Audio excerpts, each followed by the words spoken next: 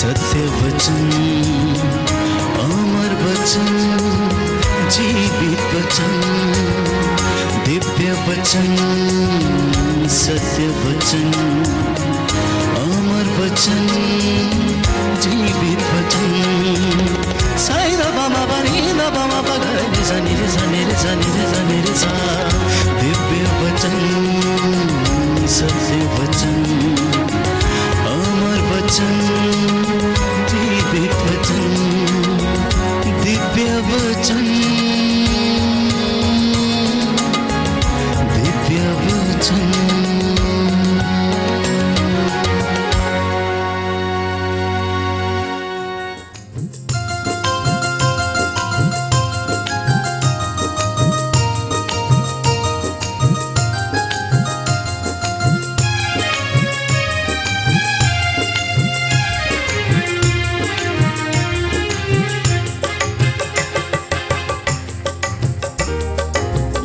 बिना जीना बेकार है, वही मेरे जीवन का आधार है।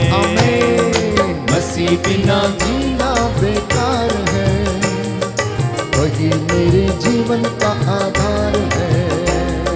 मसीह बिना जीना बेकार है, वही मेरे जीवन का आधार है। मसीह बिना जीना बेकार है, जीवन का आधार है। जीना मसीह है, मरना नफा है। जीना मसीह है, मरना नफा है। जीना मसीह है, मरना नफा है, ये जीवन तैयार है। जीना मसीह है, जोरदार ताली बजाते हुए। मसीह बिना जीना बेकार है, वही मेरे जीवन का आधार है। मसीह बिना जीना बेकार है, वही मेरे जीवन का आधार है। मैं मसीह के साथ चलने लगा, मैं मसीह के साथ चलने लगा। मैं मसीह में हूँ, मसीह मुझ में है। गाएं, मैं मसीह में हूँ, मसीह मुझ में है। मैं मसीह के साथ चलने लगा, मैं मसीह के साथ चलने लगा। मैं मसीह में हूँ, मसीह मुझ में है। मैं मसीह में हूँ, मसीह मुझ में है। क्योंकि आत्मा बिना जीना बेकार है, वही मेरे जीवन का आधार है। मसीह बिना जीना बेकार है, वही मेरे जीवन का आधार है। जीना मसीह है, मरना नफा है। मसीह है, मरना नफा है।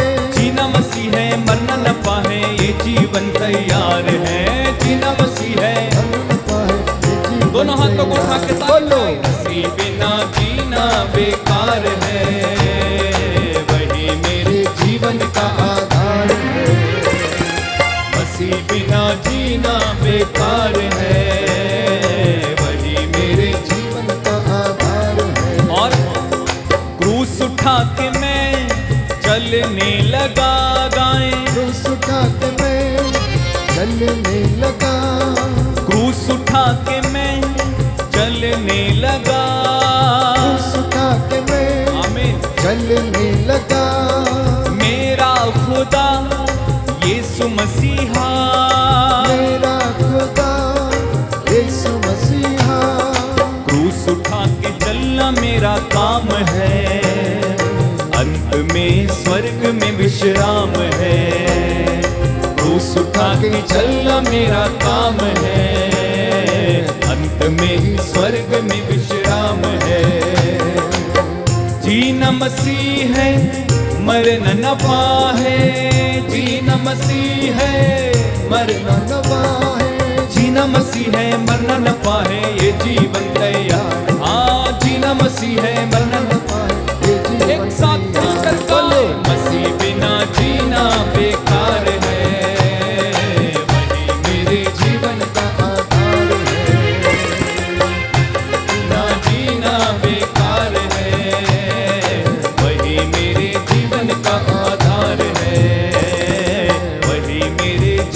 का आधार है, वही मेरे जीवन का आधार है। हालेलुया। हालेलुया। यीशु की स्तुति हो, यीशु की स्तुति हो, यीशु को धन्यवाद। यीशु को धन्यवाद। विधि विवरण ग्रंथ विधि विवरण ग्रंथ अध्याय 6 अध्याय 6 पद संख्या 4 पद संख्या 4 प्रभु कहता है, प्रभु कहता है, हे इज़राइल हे इस्राएल सुनो, सुनो, हमारा प्रभु ईश्वर हमारा प्रभु ईश्वर एकमात्र प्रभु है। एकमात्र प्रभु है। तुम अपने प्रभु ईश्वर को तुम अपने प्रभु ईश्वर को सारे हृदय से, सारे हृदय से, अपनी सारी आत्मा से अपनी सारी आत्मा से और अपनी सारी शक्ति से और अपनी सारी शक्ति से प्यार करो। प्यार करो। हालेलुया। हालेलुया। प्रभु कहता है, प्रभु कहता है, सूक्ति ग्रंथ सूक्ति ग्रंथ अध्याय 6 अध्याय 6 पद संख्या 20 पद संख्या 20 पुत्र पुत्र अपने पिता की आज्ञाओं का पालन करो, अपने पिता की आज्ञाओं का पालन करो, अपनी माता की सीख अपनी माता की सीख अस्वीकार मत करो, अस्वीकार मत करो, उन्हें अपने हृदय में उन्हें अपने हृदय में संजोए रखो, संजोए रखो, उन्हें अपने गले में बांध लो। उन्हें अपने गले में बांध लो। हालेलुया। हालेलुया। तुम्हारे माता पिता तुम्हारे माता पिता तुम्हारे कारण आनंद मनाए, आनंद मनाए, तुम्हारी जननी जननी उल्लसित हो। उल्लसित हो। हालेलुया। हालेलुया। प्रवक्ता ग्रंथ अध्याय 3 पद संख्या 2 पद संख्या 2 प्रभु कहता है, पुत्रों पिता की शिक्षा ध्यान से सुनो, पुत्रों पिता की शिक्षा ध्यान से सुनो, उसका पालन करने में ही तुम्हारा कल्याण है। तुम्हारा कल्याण है। प्रभु का आदेश है, प्रभु का आदेश है कि संतान अपने पिता का आदर करे। कि संतान अपने पिता का आदर करे। प्रभु का आदेश है, प्रभु का आदेश कि है संतान अपने पिता का आदर करे। कि संतान अपने पिता का आदर करे। उसने माता को अपने बच्चों पर अधिकार दिया है। हालेलुया। हालेलुया। प्रवक्ता ग्रंथ अध्याय 3 पद संख्या 4 प्रभु कहता है, जो अपने पिता पर श्रद्धा रखता है, जो अपने पिता पर श्रद्धा रखता वो है, अपने पापों का प्रायश्चित करता है। वो अपने पापों का प्रायश्चित करता है। जो अपनी माता का आदर करता है, जो अपनी माता का आदर करता है, वह मानव धन का संचय करता है। वह मानव धन का संचय करता है। हालेलुया। हालेलुया। हालेलुया। हालेलुया। हालेलुया। हालेलुया। हे प्रभु यीशु, हे प्रभु यीशु, आज के वचन मेरे उद्धार के लिए हैं, मेरे उद्धार के लिए, मेरी आशीषों के लिए, मेरी आशीषों के लिए, मेरी मुक्ति के लिए, मेरी मुक्ति के लिए, मेरे जीवन की सफलता के लिए, मेरे जीवन की सफलता के लिए। हालेलुया। हालेलुया। हालेलुया। हालेलुया। हालेलुया। हालेलुया। प्रियजनों, इस समाज में, इस दुनिया में और पूरे संसार में परिवार की अपनी महत्वपूर्ण भूमिका है। हर व्यक्ति चाहता है कि समाज अच्छा हो जाए। हर व्यक्ति चाहता है कि कलीसिया अच्छी हो जाए। हर व्यक्ति चाहता है कि हमारी दुनिया अच्छी हो जाए। लेकिन कभी आपने ये सोचा है कि मेरा परिवार अच्छा हो जाए, मेरा परिवार एक आदर्श परिवार बने, मेरा परिवार दूसरे परिवारों के लिए नमूना बन जाए, मेरा परिवार कलीसिया में प्यारे भाइयों और बहनों एक आदर्श बने और नमूना बने। हमारे देश की भलाई, हमारे समाज की भलाई, हमारे समाज की अच्छाई परिवारों पर निर्भर है। प्रियजनों, अगर परिवार अच्छा हो गया, अगर परिवार में अच्छे संस्कार बढ़ने लग जाएंगे, अगर परिवार में प्रेम उत्पन्न होने लगेगा, तो मैं समझता हूं कि समाज में भी ऐसा ही होगा। और मैं विश्वास करता हूं कि अगर समाज में ऐसा होगा तो हमारे देश में भी ऐसा ही होगा। आखिर लोगों में लड़ाई झगड़े, ईर्ष्या द्वेष, मन मुटाव दलबंदी, हर प्रकार की अश्लीलता, इसका जिम्मेदार कौन है? कहां से उत्पन्न होती है? एक छोटा बच्चा परिवार में जन्म लेता है। एक छोटा बच्चा परिवार में जन्म लेता है। प्रियजनों, वहां पर उसकी प्राथमिक पाठशाला शुरू होती है और यह प्राथमिक पाठशाला उसे संस्कारिक ज्ञान, विश्वास का ज्ञान, उठने बैठने और बोलने का ज्ञान प्रदान करता है। यदि उसकी परवरिश माता के गर्भ से ही अच्छी नहीं हुई तो प्यारे भाइयों और बहनों, वो बड़ा होकर भी ऐसा ही बनेगा। इसलिए आज पुनः मैं एक बार इस बात पर मनन चिंतन करना चाहता हूं कि परिवारों का पवित्रीकरण कैसे किया जाए। परिवारों का पवित्रीकरण कैसे किया जाए। हो सकता है कि आपको ये वचन अच्छे ना लगे, लेकिन आपको इसे एक्सेप्ट करना होगा। आपको इसे स्वीकार करना पड़ेगा। आपको अपने परिवार की जो कमजोरियां हैं, जो कड़वे घूंट हैं, उसे पीना होगा। जब तक आप उसे स्वीकार नहीं करेंगे, आप सुख, चैन और शांति की नींद नहीं ले सकते हैं। आज आप में से बहुत सारे परिवार हैं जो किसी न किसी रूप से अवश्य परेशान हैं। हो सकता है बच्चों से परेशान हो सकता है गलत रिश्तों की वजह से परेशान हो सकता है आर्थिक तंगियों से जूझ रहे हो सकता है किसी आंतरिक बेचैनी से या आंतरिक पाप से या अपने ही अपराध बोध के कारण परेशान हो सकता है दुख बीमारी की वजह से परेशान हो सकता है कि घरों में आपस में ही लड़ाई झगड़े हैं, कलेश है, प्रॉपर्टी को लेकर विवाद है, बपौती को लेकर विवाद है, वसीयत को लेकर विवाद है, मां की जो प्रॉपर्टी है जिससे 4 बेटे हिस्सा चाहते हैं, पिता की जो प्रॉपर्टी है उसे उसके जिंदा रहते समय ही बांटना चाहते हैं, और इन्हीं बातों को लेकर आपका घर क्लेश में पड़ा हुआ है। शांति नहीं है, चैन की नींद भी नहीं है, और रोटी खाते हैं तो प्यारे भाइयों और बहनों वो भी ढंग से पचती नहीं है। क्यों? क्योंकि परिवारों का सैंक्टिफिकेशन नहीं हुआ है, परिवारों का पवित्रीकरण नहीं हुआ है। और यदि नहीं हुआ है तो आज आप प्यारे भाइयों और बहनों इन वचनों को सुनकर आप अपने रास्ते बदल दीजिए। आज आप इन वचनों को सुनकर अपने रास्ते बदल दीजिए तो आपका जीवन भी बदल जाएगा।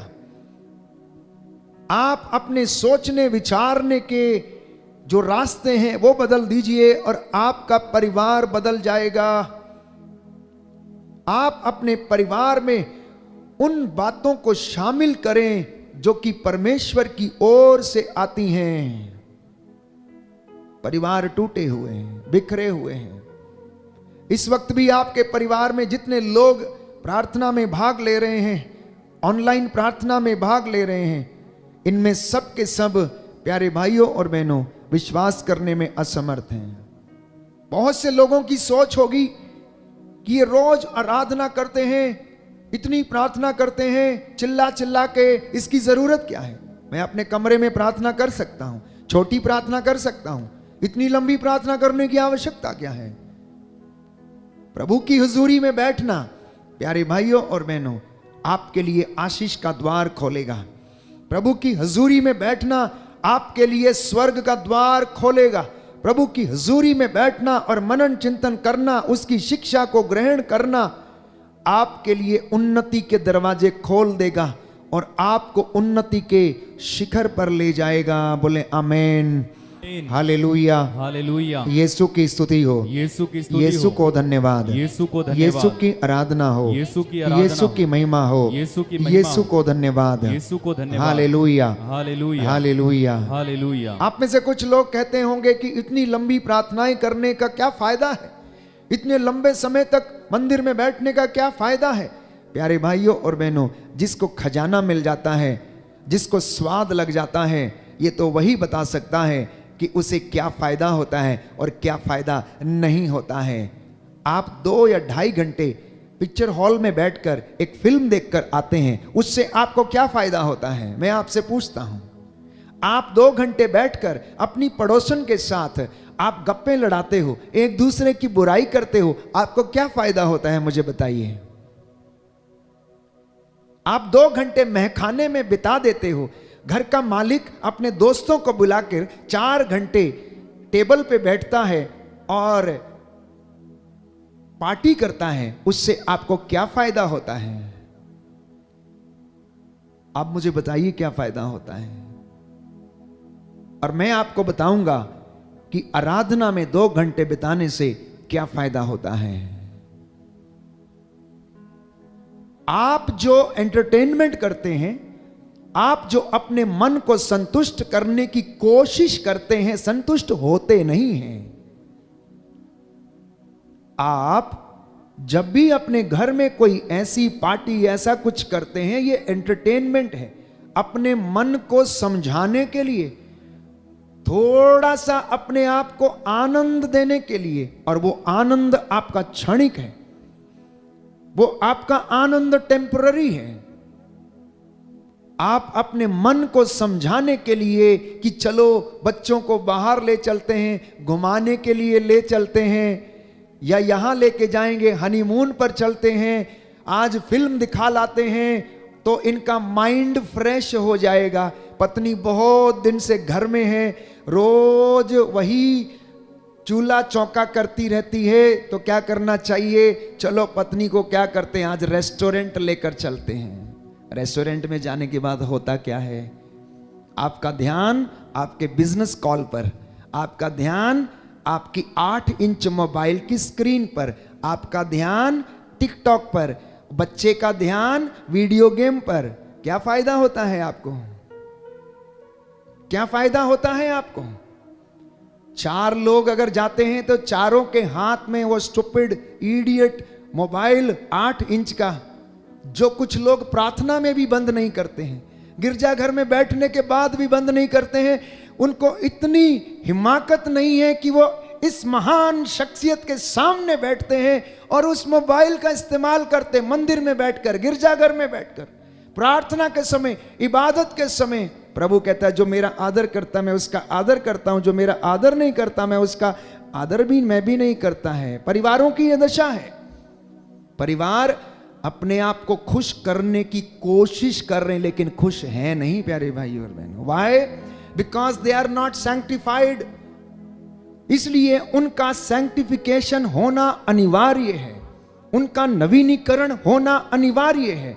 आपको अपने रास्तों को बदलना होगा।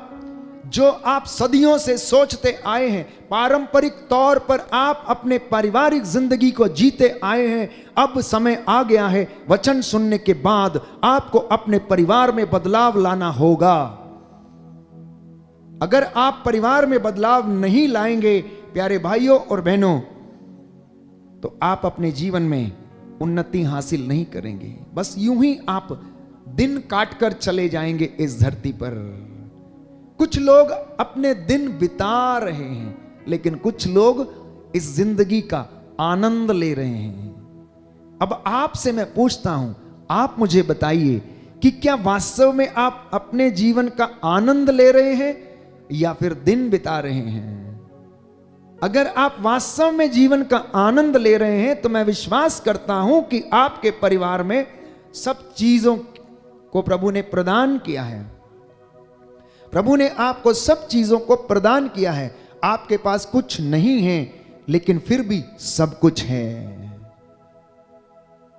एक ऐसे धन के लिए कोशिश करना ताकि लोग ये देखकर जाने कि आखिर इनके पास ऐसी कौन सी चीज है कि इतना दुख होने के बाद भी ये खुश हैं। लोगों को देखकर लगना चाहिए कि इनके पास कौन सा ऐसा धन आ गया है, इतनी बीमारी के बाद भी, इतना कष्ट होने के बाद भी ये लोग खुश रहते हैं, ये लोग आनंद मनाते हैं, इन्हें किसी चीज की परवाह नहीं है। लोग इस चीज को आपके जीवन में देखकर असमंजस में पड़ जाना चाहिए। उस धन के लिए प्रभु से प्रार्थना करना, उस शांति के लिए प्रभु से प्रार्थना करना, उस आनंद के लिए प्रार्थना करना। प्यारे भाइयों और बहनों, परिवारों की दशा आज बहुत खराब है। जितने लोग मेरी बात सुन रहे हैं, आप इस बात को नहीं नकार सकते कि परिवारों की दशा खराब नहीं है। परिवार टूटे हुए हैं, बिखरे हुए हैं। बेटा अपने बाप से बात नहीं करता है तो बेटी अपनी माँ से बात नहीं करती है। आप में से जितने लोग इस वक्त आप मेरे साथ ऑनलाइन प्रार्थना में भाग ले रहे हैं, जो आप इस वक्त चैट में अपने निवेदन लिख रहे हैं, भेज रहे हैं, आपके अपने ही घर में आप झांक कर देखिए कि कितने लोग आपस में खुश रहते हैं। क्या पति पत्नी आपस में खुश हैं? क्या आपके रिश्ते अच्छे हैं? क्या आप आपस में परामर्श करते हैं? क्या पति और पत्नी में पारदर्शिता है? Is there a transparency between the husband and wife? क्या बच्चों में और माता पिता में ट्रांसपेरेंसी है, पारदर्शिता है? अगर है तो क्यों बच्चे अपने माता पिता से चीजों को छिपाते हैं? क्यों बच्चे अपने माता पिता से कुछ बातों को छिपा कर रखते हैं? अपने आप से पूछिए, इसका कारण कौन है? इसका कारण कौन है? इसका कारण समाज नहीं, इसका कारण जन्मदाता है। इसका कारण जन्मदाता है। इसलिए मैं बार बार इस बात पर जोर देता हूं, संत पौलुस के द्वारा कहे गए इस वचन पर कि अपनी जड़ों को पवित्र करो। इसलिए परिवारों को पवित्र होना जरूरी है, परिवारों का नवीनीकरण होना जरूरी है। परिवारों को, प्यारे भाइयों और बहनों, दशा जो है बहुत दयनीय है, बहुत दयनीय है दशा, और पूरी तरह से वो खराब हो चुके हैं। इसलिए आज अगर परिवारों का उद्धार हो जाएगा तो कलीसिया का उद्धार होगा। कलीसिया का उद्धार होगा तो समाज का उद्धार होगा।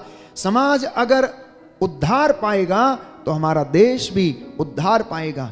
लड़ाई झगड़े नहीं होंगे, मनमुटाव नहीं होंगी, सांप्रदायिकता नहीं फैलेगी। हम में क्रोध की भावना, सांप्रदायिकता की भावना, ये कहां से आती है प्यारे भाई और बहनों? कौन इन्हें सिखाता है? कौन इन्हें सिखाता है? कौन गाली देना सिखाता है? कहां से सीखते हैं? क्यों आखिर इंसान की जान के पीछे पड़ा हुआ है?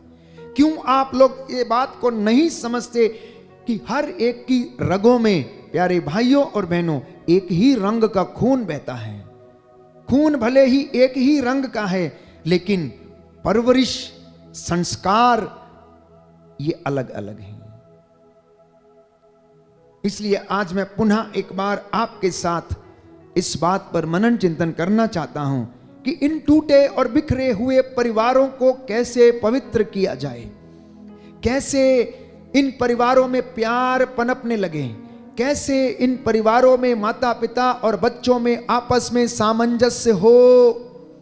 मैं समझता हूं कि हम आधुनिक युग में हैं, जहां पर विज्ञान ने इतनी तरक्की की है, और यह तरक्की के लिए इंसान ऐसे दौड़ता चला जा रहा है कि उसे मालूम नहीं है, प्यारे भाइयों और बहनों, कि वो कहां जा रहा है। लेकिन इंसान भीड़ में खो ना जाए प्यारे भाइयों और बहनों, बस इस बात का ध्यान रखना, इस बात का ध्यान रखने की आवश्यकता है। इसलिए बाइबल प्यारे भाइयों और बहनों बार बार हमें बताती है। संत पौलुस इब्रानियों के पत्र अध्याय 13 पद संख्या 4 में लिखता है कि इस परिवार का जो एक मुख्य चीज है वो है विवाह, वो है विवाह। और विवाह संस्कार अगर पवित्र नहीं है, वैवाहिक रिश्ता यदि पवित्र नहीं है, वैवाहिक जीवन यदि पवित्र नहीं है, वैवाहिक जीवन यदि आदर्श आत्मक नहीं है, तो प्यारे भाइयों और बहनों, आप जान लीजिए कि आपका परिवार जल्दी ही नष्ट हो जाएगा, जल्दी ही टूट जाएगा।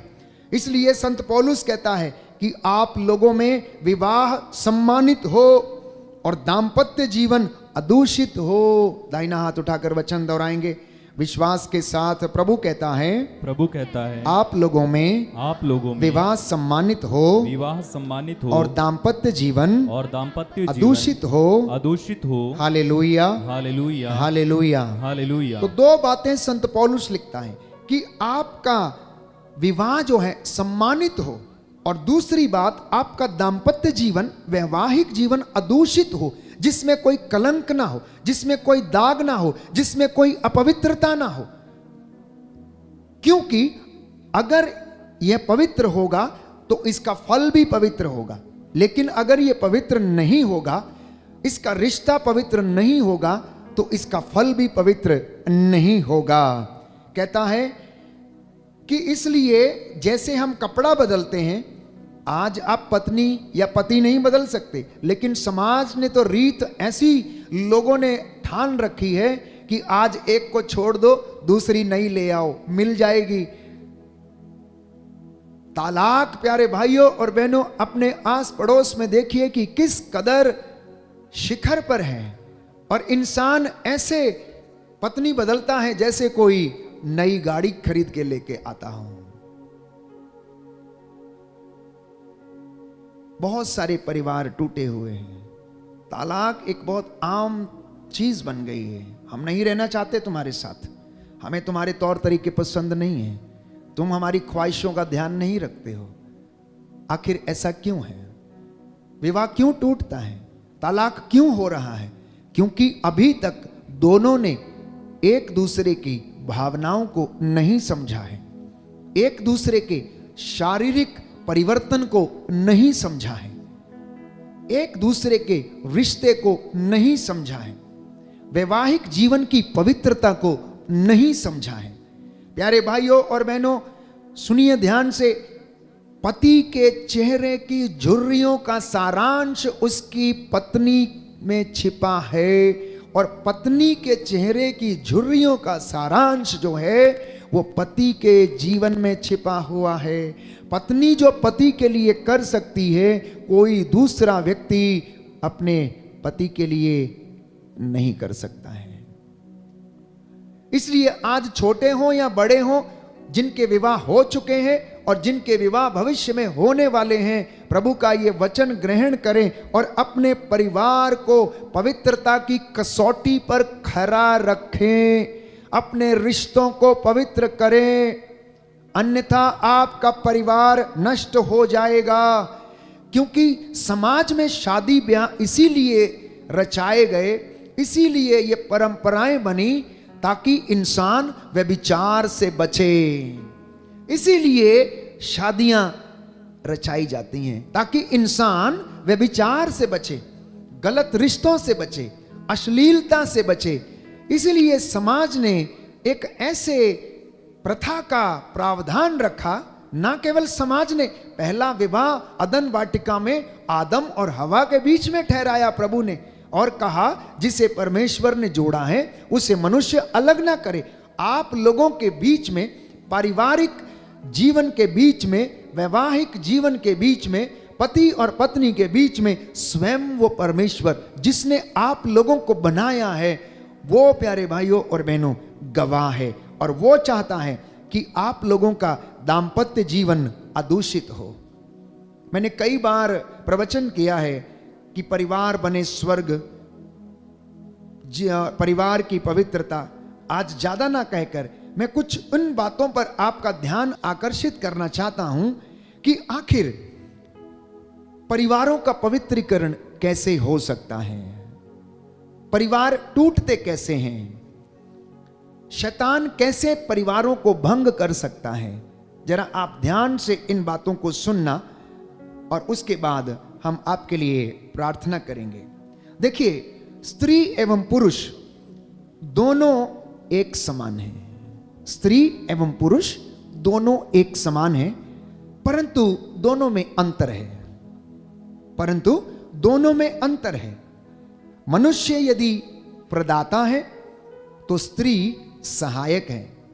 मनुष्य यदि रक्षा करने वाला है तो स्त्री शिक्षा भोजन, पालन पोषण, तालीम देने वाली और परवरिश करने वाली हैं। समझ में आ रहा आप लोगों को कि मनुष्य रक्षा करने वाला है तो स्त्री शिक्षा देने वाली, भोजन प्रदान करने वाली, पालन पोषण करने वाली, तालीम देने वाली और परवरिश करने वाली हैं।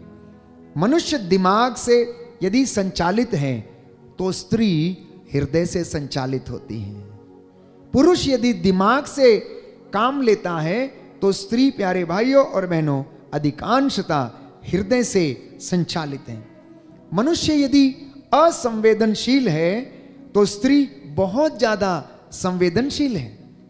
लेकिन दोनों ही एक दूसरे के पूरक हैं, जैसे कि रथ के दो पहिए हों। दोनों एक दूसरे के बिना अधूरे हैं। चाहे स्त्री हो या पुरुष, दोनों ऐसे हैं जैसे कि एक रथ के पहिए हों। तो जब ये दोनों विवाह संस्कार में बंध जाते हैं तो ये विवाह संस्कार आप लोगों के लिए आशीषों के द्वार खोल देता है। बोलिए आमेन, हालेलुया, हालेलुया। हे प्रभु यीशु, हे प्रभु यीशु, मेरे परिवार में, मेरे दाम्पत्य जीवन में आशीष आ जाए, चंगाई आ जाए, हालेलुया, हालेलुया, हालेलुया, हालेलुया। तो वैवाहिक जीवन में कौन सी आशीषें आपको मिलती हैं? सबसे पहले आपको एकता की कृपा मिलती है। You get the grace of unity, अर्थात पति पत्नी को एकता में रहने की प्रभु कृपा देता है विवाह संस्कार में। और दूसरा, उन्हें जिम्मेदारी संभालने की आशीष प्रदान करता है। और तीसरा, उन्हें चंगाई की आशीष प्रदान करता है। और चौथा, फलने फूलने की कृपा उन्हें प्रदान करता है। इसके अलावा आप जितनी आशीषें अपनी लिस्ट में जोड़ते जाएंगे, परमेश्वर की कृपा से वो आपके सामने रहेंगी, परंतु उसके लिए उसे प्रयास करने की आवश्यकता है। जब यह रिश्ता इतना पवित्र है, जब यह रिश्ते में इतना आदर और सम्मान है, तो यह टूटता कैसे है? शैतान इसको भंग कैसे करता है? कभी आपने सोचा है? शायद नहीं सोचा। मैं आपको बताना चाहूंगा कि शैतान किस तरीके से पति पत्नी के रिश्ते को भंग करता है। ध्यान से सुनना, मैं संक्षिप्त रूप में आपको बताने का प्रयास करूंगा। अगर लिखना चाहूं तो एक किताब इस पर लिख सकते हैं कि शैतान किस तरीके से वैवाहिक रिश्तों को अपवित्र करता है। सबसे पहली बात है व्यभिचार।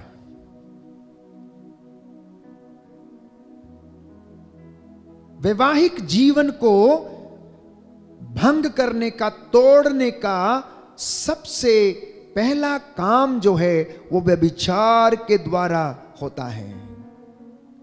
दूसरा, बुरे यौन विचार, चाहे वो पत्नी या पति यदि अपने मन में लाता है तो इनकी वजह से उनका वैवाहिक जीवन और वैवाहिक रिश्ता अपवित्र हो जाता है। और एक समय ऐसे आता है कि वो रिश्ता टूटने के कगार पर पहुंच जाता है और अंत में वो टूट ही जाता है। तीसरा कारण, किस तरह से शैतान इस विवाह को भंग करता है। बहुविवाह, बहुविवाह माने बहुत सारे विवाह। किसी किसी की एक एक पत्नी से उनको काम नहीं चलता, 2-3 पत्नियां चाहिए। एक गलत रिश्ते में एक इधर एक उधर और एक अपनी पत्नी। तो जब इस प्रकार के रिश्ते पनपने लगते हैं तो पारिवारिक रिश्ता, दाम्पत्य जीवन नष्ट होने लगता है। चौथा काम जो शैतान परिवारों को तोड़ने का करता है वो है कौटुंबिक व्यभिचार। और मैंने पिछले दिनों आपके लिए पढ़ा था, अब फिर से आपको याद दिलाता हूं। विधि विवरण ग्रंथ अध्याय 27 में पद संख्या 25 और उससे आगे हम पढ़ते हैं कि किस तरह से कौटुंबिक व्यभिचार हमारे परिवारों को तोड़ देते हैं और ऐसे व्यक्ति हमेशा हमेशा के लिए श्रापित रहते हैं। पांचवी बात, समलैंगिकता। समलैंगिकता की वजह से पारिवारिक रिश्ता टूट जाता है। और छठवीं बात है लालच, प्रलोभन और प्रसिद्धि। इन तमाम बातों के कारण शैतान आपके परिवार को और रिश्ते को तोड़ने की पूरी कोशिश करता है। हालेलुया। हे प्रभु यीशु, हे प्रभु यीशु, मैं अपने जीवन में अपने परिवार को पवित्र करने की पूरी कोशिश करूंगा। मुझे आशीष दीजिए जिससे कि मेरा परिवार आपकी कृपा से पवित्र हो जाए। हालेलुया। हर प्रकार के दूषण से बचा रहे। हालेलुया। हालेलुया। तो कुछ एक बातें जो पति पत्नी का ध्यान भंग कर सकती हैं, जिसकी वजह से इनका रिश्ता टूट सकता है, रिश्ता भंग हो सकता है, मैं उन्हें भी आपके सामने रखना चाहता हूं। और उनमें सबसे पहली बात है धन का मोह और आंखों की वासना। धन का मोह, आंखों की वासना। पति पत्नी धन कमाने के चक्कर में अपने बच्चों से क्या करते हैं प्यारे भाइयों और बहनों, अलग हो जाते हैं। वो उन पर ध्यान नहीं देते हैं। पति कब काम पर जाता है, कब लौट कर आता है। बच्चे जब सोए हुए होते हैं तो नौकरी पर चला जाता है, और जब रात को सो जाते हैं तो वो देर से आता है। उनका मिलन नहीं होता है। बहुत सारे ऐसे परिवार हैं जिन माता पिता ने अपने बच्चों को समय नहीं दिया। आज उनके बच्चों को समय कोई तीसरा व्यक्ति दे रहा है, और यही कारण है कि वो बच्चे भटक जाते हैं। यही कारण है कि वो बच्चे अन्यत्र कहीं पर शांति और खुशी और आनंद खोजते हैं। यही कारण है कि वो अपने जीवन में प्रलोभन में पड़कर भटक जाते हैं, क्योंकि बचपन में ही माता पिता ने अपने बच्चों को क्या नहीं दिया, समय नहीं दिया। हालेलुया। हालेलुया। हालेलुया। दाहिना हाथ उठाकर वचन दोहराएंगे। हे प्रभु यीशु, हे प्रभु यीशु, मैं अपने जीवन में आपके वचन को सुन सकूं। हालेलुया। हालेलुया। हालेलुया। हालेलुया। हालेलुया। हालेलुया। हालेलुया। तो इसलिए बच्चों के लिए, युवक युवतियों के लिए प्रभु का वचन कहता है प्रवक्ता ग्रंथ अध्याय 3 पद संख्या 2 कि पुत्रों, पिता की शिक्षा ध्यान से सुनो, उसका पालन करने में तुम्हारा कल्याण है। प्रभु का आदेश है कि संतान अपने पिता का आदर करे।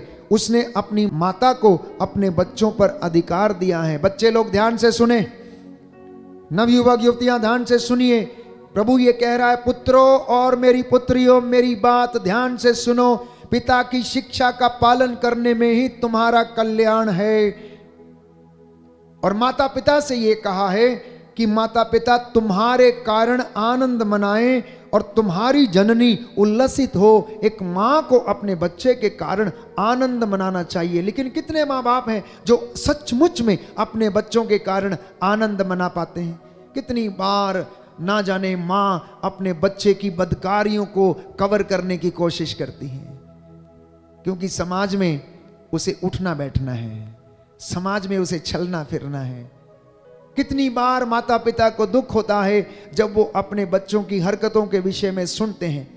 कुछ एक जो स्वीकार करते हैं प्यारे भाइयों और बहनों, उनका जीवन बदल जाता है। लेकिन कुछ एक जो स्वीकार करने में असमर्थ रहते हैं, उनका जीवन नहीं बदलता है। इसलिए प्रभु ये कहता है कि पुत्र अपने पिता की आज्ञा का पालन कर, अपनी माता की सीख को अस्वीकार मत कर, उन्हें अपने हृदय में संजोए रख, उन्हें अपने गले में बांध ले। बच्चों के लिए आज ये शिक्षा है। ये छोटे बच्चे पिता की आज्ञा को माने, उसकी सीख को अपने गले में लटका कर रखें। कहता है अपने गले में बांध के रखो।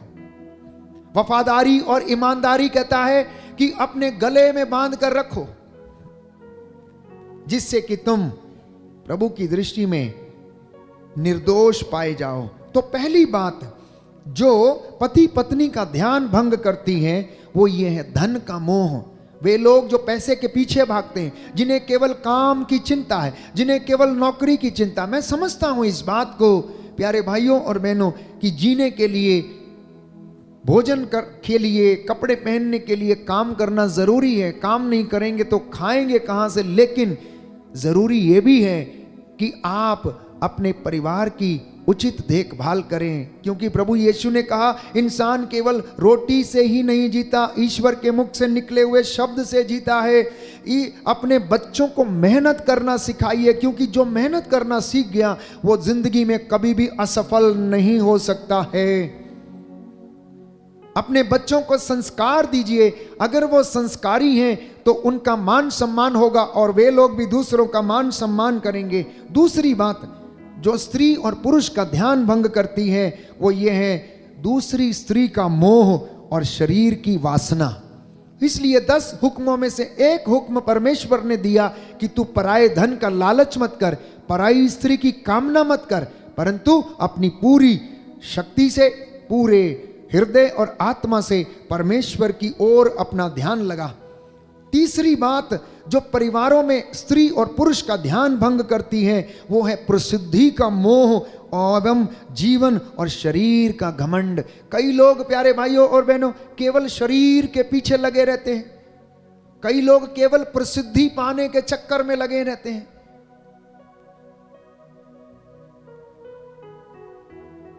क्या ऐसे जीवन चल सकता है?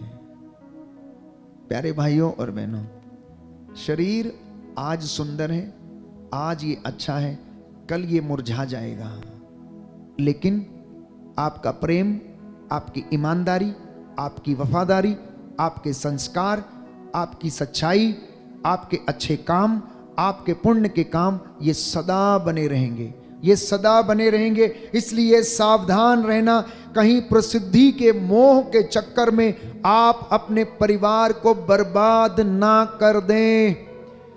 इसलिए मैं परिवारों से जब बातचीत करता हूं, माता पिता से जब बातचीत करता हूं, तो मैं उनसे यही कहता हूं कि अपने परिवार में जंगली बीज पनपने मत दीजिए। अपने बच्चों को आप समय दीजिए, उनके साथ बातचीत कीजिए, उनके साथ रिश्ता बनाइए, उनके साथ मित्रता का व्यवहार कीजिए। आप उनकी बातों को सुने और उन्हें समझाएं। प्रभु का वचन कहता है जो पिता अपने पुत्र को प्यार करता है उसे वो प्रताड़ित करता है, ताड़ना देता है, ताड़ना देता है। और वचन कहता है कि अगर तुम्हारा पुत्र हो तो उसे अनुशासन में रखो, और अगर तुम्हारी पुत्री हो तो उसके साथ ढिलाई मत बरतो, उसके साथ ढिलाई मत बरतो, अन्यथा तुम्हें बुढ़ापे में उसका खामियाजा भुगतना पड़ेगा। इसलिए पति और पत्नी को एक दूसरे की अधीनता स्वीकार करने की आवश्यकता है। पति और पत्नी को एक दूसरे की अधीनता स्वीकार करने की आवश्यकता है, क्योंकि वैवाहिक जीवन एक बुलाहट है और ये बुलाहट एक पवित्र बुलाहट है। अगर पत्नी थोड़ी कमजोर है तो पति का फर्ज है कि पत्नी की सहायता करे, और पति थोड़ा कमजोर है तो पत्नी का काम है कि पति की सहायता करे, और दोनों प्यारे भाइयों और बहनों एक दूसरे का सहयोग करके एक अच्छा परिवार, एक अच्छा संसार बनाने की वो पूरी लगन में लगे रहे हैं। लेकिन इंसान तो अपने स्वार्थ में जीता है, इंसान तो अपने स्वार्थ में जीता है। कितने परिवारों में आज झगड़ा प्रॉपर्टी को लेकर है, कितने परिवारों में झगड़ा आज बहू और सास का है, कितने परिवारों में झगड़ा प्यारे भाइयों और बहनों अपने अहंकार की वजह से है, अपने अहंकार की वजह से है। इसलिए बुजुर्गों को चाहिए कि वो अपने बच्चों को अधिकार सौंपें, उन्हें इस लायक बनाएं कि वो जिम्मेदारियों को संभालने के योग्य बने। इसलिए बचपन से बच्चों को लाड प्यार अवश्य करें, लेकिन आप उन्हें शिक्षा अवश्य दें, उन्हें आत्मविश्वासी बनाएं, उन्हें कॉन्फिडेंस सिखाएं प्यारे भाइयों और बहनों, क्योंकि उन्हें समाज में एक ऐसे परिवार का संचालन करना है। आप तो चले जाएंगे, बुजुर्ग तो चले जाते हैं, लेकिन परिवार चलाना आपके पोते और पोतियों का काम होता है, आने वाली पीढ़ियों का काम है प्यारे भाइयों और बहनों। ये आने वाली पीढ़ियां आपको कहीं ये कहकर कोसते ना रहें कि हमारे पिता ने, हमारी माता ने, हमारे दादा ने, हमारी दादी ने हमें कुछ सिखाया नहीं, उन्होंने हमें ये किया था। लाड प्यार के साथ साथ प्यारे भाइयों और बहनों छड़ी लगाना भी अनिवार्य है। तो कुछ एक सुझाव मैं आपके सामने रखना चाहता हूं कि परिवारों का पवित्रीकरण कैसे हो। परिवारों में सबसे पहले शिक्षा का होना अनिवार्य है। सबसे पहला शिक्षा का होना अनिवार्य है। शिक्षा कैसी? संस्कारिक शिक्षा, जिसमें सत्य क्या है उसे बताया जाए, आदर क्या है उसे समझाया जाए, बुजुर्गों का सम्मान क्या है उसके विषय में उसे बताया जाए, कठिन परिश्रम क्या है उसके विषय में उसे बताया जाए, मेहनत क्या होती है उसे सिखाया जाए। क्योंकि आप जिंदगी भर उसके साथ नहीं रहेंगे, बच्चे को एक ना एक दिन अपने पैर पर खड़े होना है, इसलिए उसे मेहनत करना आना चाहिए। आज के छोटे छोटे बच्चे बीमार पड़े हुए हैं, ओबेसिटी से परेशान हैं, हृदय घात से परेशान हैं प्यारे भाइयों और बहनों। जंक फूड खा खाकर उनके शरीर जो है खोखले हो चुके हैं जंक फूड खा खा के। आप उन्हें बचपन में ही दूध, दही, लस्सी जैसे प्रोडक्ट जो घर में इस्तेमाल किए जाते हैं उनका उन्हें सेवन कराएं ताकि उनकी हड्डियां मजबूत हों। आज बच्चे कई घरों में प्यारे भाइयों और बहनों भोजन से ज्यादा दवाइयां खाते हैं, बचपन से ही शुगर की बीमारी से पीड़ित है, बचपन से ही चश्मे लगे हुए हैं, बचपन से ही चलने में असमर्थ हैं। पुराने जीवन में भी हम देखते हैं कि हमारे माता पिता ने बड़ी कर्मठता के साथ, मेहनत के साथ अपने घरों को बसाया। एक मां जो कम से कम 8 से 10 बच्चों को जन्म दे सकती थी, आज वही मां प्यारे भाइयों और बहनों प्रसव पीड़ा सहन करने में असमर्थ है।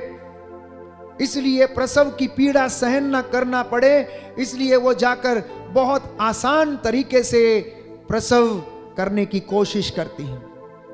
इसलिए सबसे पहली बात है शिक्षा। शिक्षा कैसी? मैंने कहा संस्कारिक शिक्षा। शिक्षा कैसी?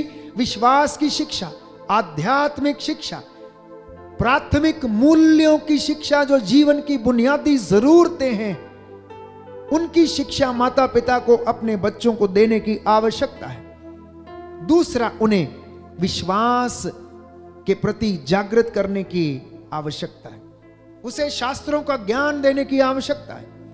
क्योंकि किताबी ज्ञान उसको पैसा कमाने का तरीका समझाएगा, लेकिन शास्त्रों का ज्ञान प्यारे भाइयों और बहनों उसे अपने जीवन में ईश्वर से जुड़ना सिखाएगा। और जो ईश्वर से जुड़ गया, समझ लेना वो तर गया, उसके जीवन में संतुष्टि रहेगी, उसके जीवन में अहंकार नहीं रहेगा, उसके जीवन में परेशानियां आएंगी भी तो प्यारे भाइयों और बहनों वो उन्हें सहन कर सकेगा। तीसरी बात, प्रार्थनामय जीवन। मसीहों के लिए, विश्वासियों के लिए घर में प्रार्थनामय जीवन का होना अनिवार्य है। ये प्रार्थना परिवार को एक सूत्र में पिरोकर रखती है। जैसे धर्म लोगों को एक सूत्र में बांध के रखता है, वैसे प्रार्थना प्यारे भाइयों और बहनों परिवार को एक सूत्र में बांध कर रखती है। और चौथी बात, जो बच्चे को प्रारंभिक जीवन में देना अनिवार्य है। प्रभु यीशु क्रिस्त को आप अपने परिवार का मुखिया और केंद्र बनाएं। धर्म शिक्षा को अपने परिवार का केंद्र बनाएं। यीशु मसीह का परिवार, माता मरियम, यूसुफ का परिवार प्यारे भाइयों और बहनों हमारे लिए एक आदर्श परिवार है। माता पिता परिवार में त्याग भरा जीवन जीने की कोशिश करें, अपने बच्चों के लिए त्याग करें। त्याग करना मतलब ऐसा नहीं आज आप गए हैं, शाम को कमा कर लाएं और आपने रोटी दे दी बच्चे को और उसके बाद आपने अपना काम किया और लेट गए। नहीं प्यारे भाइयों और बहनों, त्याग भरे जीवन का मतलब ये है कि आप अपने बच्चे के साथ समय बिताएं, अपने बच्चे की गतिविधियों को आप ध्यान में रखें। आपका बच्चा मोबाइल में क्या देखता है उस पर ध्यान दें। आपका बच्चा छुपकर मोबाइल में क्या सर्च करता है, क्या सर्फ करता है, उसे आप जानने, क्योंकि माता पिता को इसका अधिकार है। बड़े होने के बाद आप कुछ नहीं कर सकते। बच्चा बोलेगा आपको इस बात से कोई मतलब नहीं है, मेरी अपनी जिंदगी है, मैं अपनी जिंदगी जीऊंगा, आप अपना काम करिए, मैं अपना काम कर लूंगा। ये ऐसा जवाब आपको मिलेगा प्यारे भाइयों और बहनों। इसलिए मैंने कई मर्तबा कहा कि आज की माताएं जब अपने बच्चे को दूध पिलाती हैं तो पहले जमाने में क्या मैं देखा करता था कि माँ जब बच्चे को दूध पिलाती थी तो बच्चा उसके मुंह को देखकर दूध पीता था, लेकिन आज बच्चा मोबाइल देखता है और माँ का दूध पीता है। बच्चा जब रोता है तो मम्मी कहती है, उसके हाथ में मोबाइल थमा देती है और बोलती है कि चुप हो जा, और वो चुप हो जाता है। बच्चा थोड़ी देर रोने लगता है तो मम्मी क्या करती है, काम करना चाहती है इसलिए मुंह में निप्पल डाल देगी और खुद जाकर अपना काम करेगी, या टीवी बैठकर देखेगी या अपना काम करेगी। आज तो आपने मुंह में निप्पल डाल दिया, बड़ा हो जाने के बाद आप क्या मुंह में डालोगे जो चुप रहे? वो आपको डंडा लेकर मारेगा, आपको घर से भगाएगा, आपको कहेगा, ए बुढ़िया, ओ बुढ़े, निकलो यहां से, बहुत हो गया, अब हमसे नहीं होता, मैं अपनी पत्नी के साथ रहूंगा। प्यारे भाइयों और बहनों, ये हकीकत है, ये कड़वी सच्चाई है, क्योंकि बाइबल ये कहती है पुरुष अपने माता पिता को छोड़ेगा और अपनी पत्नी के साथ रहेगा। इसलिए माता पिता को अपने जीवन को संभालना अनिवार्य है, अपने जीवन को संभालना अनिवार्य है। और एक विशेष बात, जीवन में, पति पत्नी के जीवन में संतुष्टि होना बहुत जरूरी है। संतुष्टि नहीं है तो परिवार टूट जाएगा, आपका वैवाहिक जीवन टूट जाएगा। The families and the couple which are not satisfied with each other, and if they are looking for something in somebody else, उनके जीवन में शांति कभी नहीं आएगी, वो कभी भी खुश नहीं रह सकते हैं। इसलिए प्रभु का वचन ये कहता है कि तुम अपनी युवावस्था में ब्याही गई पत्नी के साथ संतुष्ट रहो, दूसरे की लालसा मत करो, क्योंकि ये रिश्ते तोबित के ग्रंथ अध्याय 7 में हम पढ़ते हैं, बाइबल कहती है कि विवाह स्वर्ग में रचाए जाते हैं। तोबित का ग्रंथ अध्याय 7, विवाह कहां पर रचाए जाते हैं? स्वर्ग में रचाए जाते हैं। इसलिए प्रभु ने कहा, जिसे ईश्वर ने जोड़ा उसे मनुष्य अलग ना करे, पति पत्नी एक दूसरे का आदर करें। प्रिय दंपतियों, आपकी असली शुरुआत जो है जिंदगी की, वो जानते हैं कब होती है? 50 साल के बाद, जब आप अपने बच्चों का विवाह वगैरह सब कुछ कर लेते हैं। आपकी असली जिंदगी की शुरुआत जो है 50 साल के बाद शुरू होती है, जब आप अकेलापन महसूस करने लगते हैं, जब आपके बच्चे, आपका बेटा अपनी बहू को लेकर, अपनी पत्नी को लेकर दूर चला जाता है और घर में बुजुर्ग मां रहने लगती है, उसको किसी का सहारा होता है, वो अकेलापन महसूस करने लगते हैं, अपने नाती पोतों को देखने के लिए तरसते हैं। आपकी असली जिंदगी की शुरुआत जो है, आप जब 50 के पार हो जाते हैं तब आपको समझ में आता है। इसलिए अपने परिवारों पर ध्यान दें, परिवारों से पहले अपने व्यक्तिगत रिश्तों पर ध्यान दें, वैवाहिक जीवन पे, दाम्पत्य जीवन के रिश्तों पर ध्यान दें, अपने परिवारों को नया बनाएं, पवित्र करें, शुद्ध करें, एक दूसरे को पवित्र करने वाला प्यार दिखाएं, वासना का प्यार नहीं। बहुत सारे लोग आज वासना के प्यार में फंसे हुए हैं। ये प्यार का रिश्ता बहुत ज्यादा, प्यारे भाइयों और बहनों, पवित्र है। अगर ये पवित्रता मेंटेन नहीं होती तो बहुत जल्दी परिवार टूटने लगते हैं। प्यारे भाइयों और बहनों, आइए हम प्रार्थना करें कि प्रभु हमारे परिवारों में आपकी आशीष आए, हमारा वैवाहिक जीवन, पारिवारिक जीवन तेरी कृपा से भर जाए और हमें अपने जीवन में शांति, चंगाई और सामर्थ्य प्रदान कर। आमीन।